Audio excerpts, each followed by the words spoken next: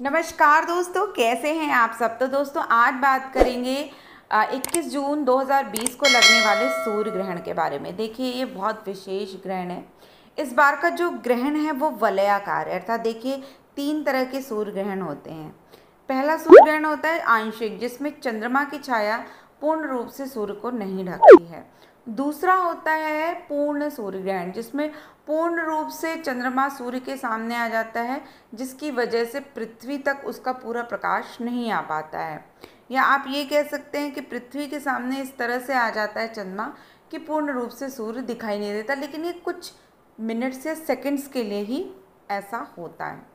इसके अलावा एक सूर्य ग्रहण होता है वलयाकार। इसमें होता ये है कि चांद सूरज को इस प्रकार से ढकता है कि किनारों से रोशनी का छल्ला बनता हुआ दिखता है, और इस ग्रहण को वलयाकार सूर्य ग्रहण कहा जाता है। देखिए सूर्य ग्रहण की जो विशेष अवधि, जो वलयाकार सूर्य ग्रहण की अवधि थी, वो कुछ मिनटों के लिए ही होती है। और जो सूर्य ग्रहण होता है वो याद रखिएगा कि हमेशा अमावस्या के दिन ही पड़ता है। देखिए इस बार का जो सूर्य ग्रहण है, चूँकि सूर्य मिथुन राशि में है, राहु के साथ है, और जिस दिन सूर्य ग्रहण है उस दिन राहु और सूर्य विशेष रूप से बिल्कुल क्लोज डिग्री में है, तो मिथुन राशि के जातकों को विशेष रूप से ध्यान देना चाहिए, क्योंकि मिथुन जिनका लग्न है और मिथुन जिनकी राशि है, उनके लिए इसका थोड़ा नकारात्मक प्रभाव ज़्यादा पड़ेगा। अब नकारात्मक प्रभाव क्या कि मन बहुत परेशान रहेगा, क्योंकि सूर्य आत्मा के कारक हैं, और जब हमारी आत्मा हमारा जो एक कह सकते हैं ऊर्जा, हमारे अंदर की जो सोल है, जब वो परेशान होती है तो निश्चित रूप से हम कहीं ना कहीं से अपने आप को कष्ट में पाते हैं। इसके अलावा अन्य राशियों के लिए कैसा रहेगा ये सूर्य ग्रहण, वो भी मैं बताऊंगी, लेकिन पहले जानते हैं कि कितने बजे से कितने बजे तक यह सूर्य ग्रहण रहेगा। तो देखिए ये जो सूर्य ग्रहण इस बार है वो 21 जून को सुबह 10:20 से 7 सेकंड से ये शुरू होगा। अब यदि परम ग्रास की बात की जाए, अर्थात बिल्कुल जब पूर्ण वलयाकार सूर्य ग्रहण होगा, वो समय होगा 12:01, और जो सूर्य ग्रहण की समाप्ति का समय है वो 1:48 पे होगा। तो कुल 3 घंटे 28 मिनट 35 सेकंड की अवधि तक यह सूर्य ग्रहण रहेगा। देखिए सूर्य ग्रहण या चंद्र ग्रहण हो, उससे डरने की आवश्यकता नहीं होती है। निश्चित रूप से ग्रहों का गोचर का प्रभाव मानव जीवन पे पड़ता है, लेकिन देखिए हर किसी की कुंडली अलग होती है और हर किसी का जीवन अलग होता है, तो उसके हिसाब से भी डिफरेंस आता है। हम यहाँ पे जो भी बात बताते हैं वो एक जनरल रूप में सभी राशियों के बारे में बताते हैं और जनरल उपाय बताते हैं। तो कोशिश करिएगा कि कुछ सामान्य उपाय जो हम इस वीडियो में आपको बताएंगे, आप उसको ज़रूर से फॉलो करिएगा।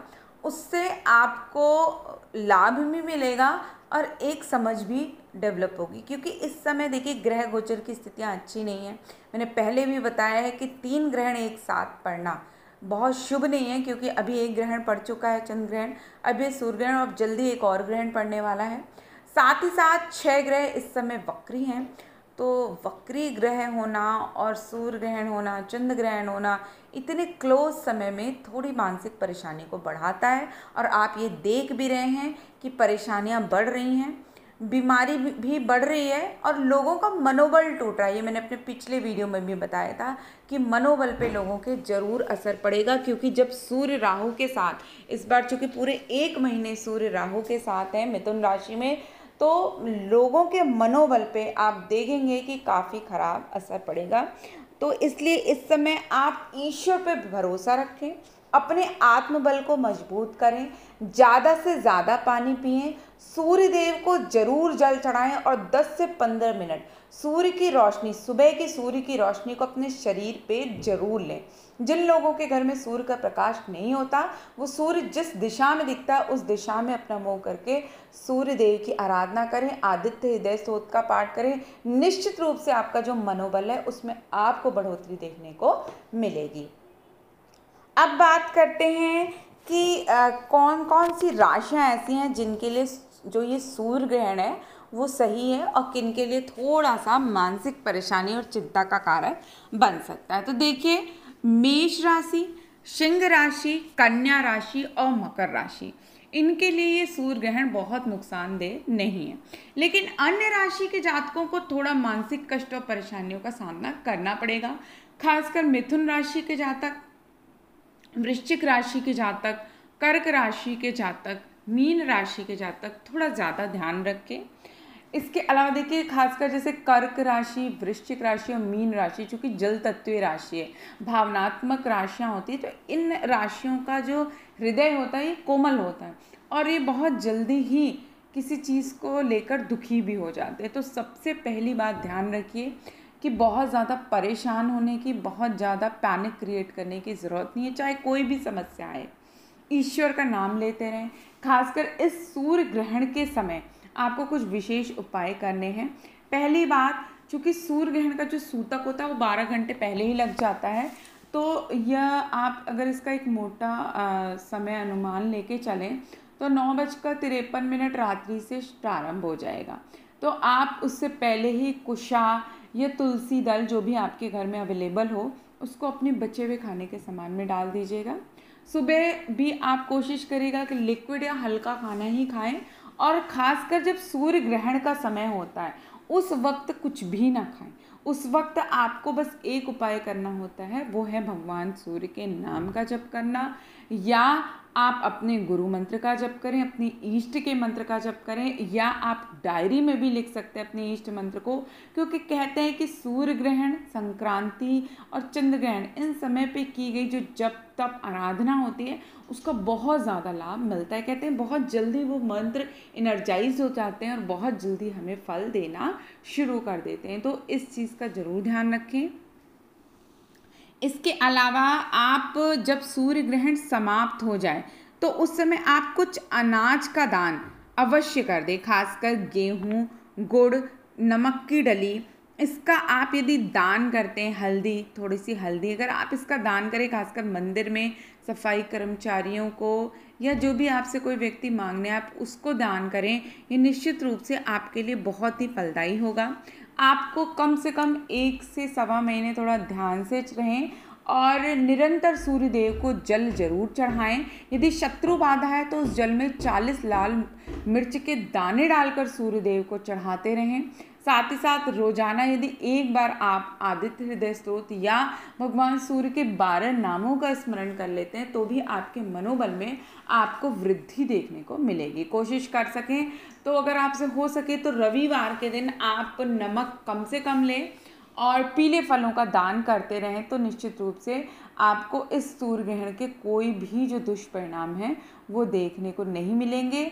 या अगर ग्रह स्थितियाँ या कुंडली में स्थिति खराब है तो प्रभाव थोड़े कम अवश्य हो जाएंगे, खराब प्रभाव।